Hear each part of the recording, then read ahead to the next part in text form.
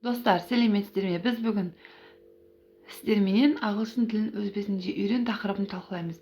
Және де мен сіздерге біраз кеңестер беремін.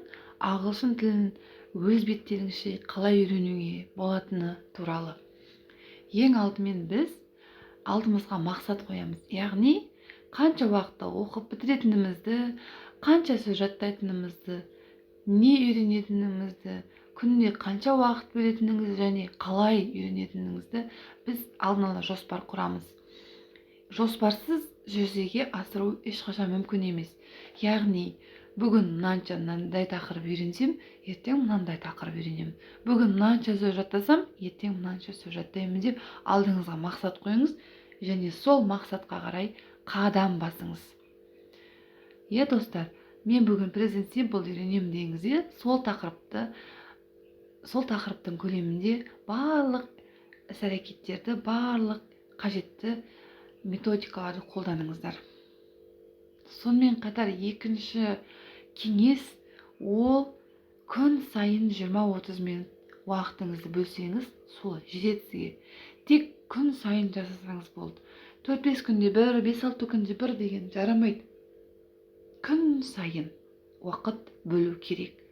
Егер сіздің жаңағыдай мақсатыңыз айқын болса, бір аптада сіз 100 сөз жаттаймын десеңіз, әр күні 10 сөзден немесе 15 сөзден жаттауды алдыңызға мақсат қойыңыз. 20-30 минут бойы сол нәрсемен айналысыңыз. Үшінші, әртүрлі методиканы пайдаланыңыз. Яғни, бір грамматиканы ғана оқи бермеңіз. Бірінші күні грамматиканы оқыңыз, екінші күні өлең тыңдаңыз, үшінші күні тест жасаңыз сол тақырыпқа, төртінші күні кітап оқыңыз, бесінші күні подкаст тыңдаңыз, сосын тағы музыка тыңдаңыз, сосын мультик қараңыз, мультфильм, сосын сөз жаттаңыз, сосын сөйлем құраңыз, қайтадан ән тыңдаңыз. Яғни, әрқашанда араластырып отыру керек. Бір ғана нәрсемен адамның іші пысады. Мүмкін сізге кино көру ұнамайтын шығар, мүмкін сізге кітап оқуға ұнайтын шығар, мүмкін сізге музыка тыңдаған ұнайтын шығар, мүмкін мультик қараған ұнайтын шығар.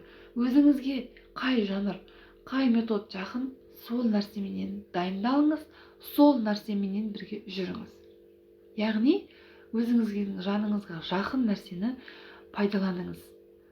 Кино көрген ұнаса, ағылшынша кино көріңіз. Ағылшынша өлең тыңдағыңыз келсе, оны тыңдаңыз. Егер де сіз қандай да бір әңгімелер тыңдағыңыз келсе, онда подкаст тыңдаңыз. Мен келесі видеода қандай подкасттарды тыңдау керек айтамын. Қалай музыка тыңдау керек, қалай кино көру керектігін айтатын боламын. Сосын онлайн платформалар бар бізде. Онлайн платформалар негізі бұлар көбіне ақылы түрде болады, өте пайдалы. Яғни сіздер бір нәрсемен айналыссаңыздар, жауабын айтып береді, қалай болатынын айтып береді. Puzzle English және Duolingo. Бұларды сіздер Play Market немесе App Store'дан жүктеп аласыздар да, ағылшын тілмен занимация ете бересіздер. Алғашқы 10 күн тегін, сосын барып ақылы түрде болады ғой деймін. Сонымен айналысасыздар. Өздеріңізге инвестиция құю деп аталады бұл. Яғни үйден шықпай-ақ арзан бағада өте жақсы көмекші құралдар. Сонымен қатар күнделікті ағылшын тілінде сөйлейтін адамдармен сөйлесесіз. Яғни native speaker дейді ғой. Native speaker. Өзінің ұлттық тілі, нағыз тілі, ағылшын тілі. Сол адамдар тауып аласыздар. Оны қайдан табамын білесіздер ме? Hello Talk'тан табасыздар. Яғни, ол Play Market'тен Hello Talk табасыздар да, соны жүктеп аласыздар, үшін барлық настройкаларын орындайсыздар, соның ішінде өзіндік инструкцияларын орындайсыздар да, әр мемлекеттен әртүрлі адамдар отырады. Сол адамдармен араласып, сөйлесіп, сіздер алдын ала сұрайсыздар, маған ағылшын тілін үйренуге көмектесші, давай екеуміз бірге занимация етейік ағылшын тілінен деген сияқты сөздерменен сіздер оларға өтініш жасай аласыздар. Мен саған орысша үйретемін, немесе мен саған қазақша үйретемін, сен маған ағылшынша үйретші деп бір-бірлеріңізден алмасып білімдеріңізді бір-бірлеріңізден көмек сұрай аласыздар. Сонымен қатар күн сайын қайталау.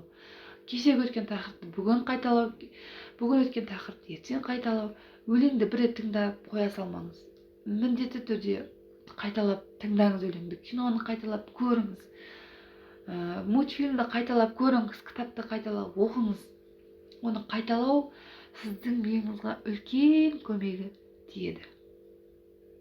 Мүмкіндігіңіз болса саяхаттаңыз, иә? Саяхаттаңыз. Саяхат сіздің тіліңізді одан әрі қарай дамытады. Яғни сіз қанша жерден дым білмей қалсаңыз да, саяхаттаған кезде адам өзі үшін ұмтылады, өзі үшін сұранады, өзінің қажеттіліктерін өтеу үшін өзін қинап тіл үйренеді. Бұл да бір іштік мотивация, сыртқы мұқтаждық мотивациясы арқылы сізде тіл үйренуге деген құлшыныс артады. Мүмкіндіктеріңіз болса саяхаттаңыздар. Сонымен қатар достар, бұл ережелерді, бұл кеңестерді қалай жүзеге асырам десеңіздер, грамматиканы үйренгілеріңіз келсе, онда менің каналымнан грамматиканы қарай берсеңіздер болады. Онда көп грамматикалар бар. Ал қалай өлең тыңдау керек, қандай кино көру керек, оларды қалай дұрыс қарау керек, қандай подкасттар тыңдау қажет, қалай кітап оқимыз, олардың барлығын мен арнайы жеке видеоға жасап шықтым. Сіздер сол жеке видеоны келесі видеода менде болады. Соны сіздер күтіңіздер, мен YouTube каналыма жазыла кетіңіздер. Сол кезде сіз ол видеоларды пропустить етіп алмайсыз, жібере алмайсыз, уақытында қарайсыз. Яғни ол сізге өте керекті, пайдалы ақпарат болатынына мен сенемін. Ал сіздер қазірше осы айтқан кеңестерменен жүрсеңіздер болады. Яғни мақсат қойыңыздар, күнделікті айналысыңыздар, платформалармен дайындалып бастаңыздар, HelloTalk'ты тіркеп алыңыздар өздеріңіздің плей маркеттеріңізге. Сонымен қатар менің каналымдағы грамматикаларды қарап жүріңіздер. Ал достар, келесі видеоны күтіңіздер. Сіздерге өте пайдалы контент жасап шығаруға тырысамын. Сау болыңыздар.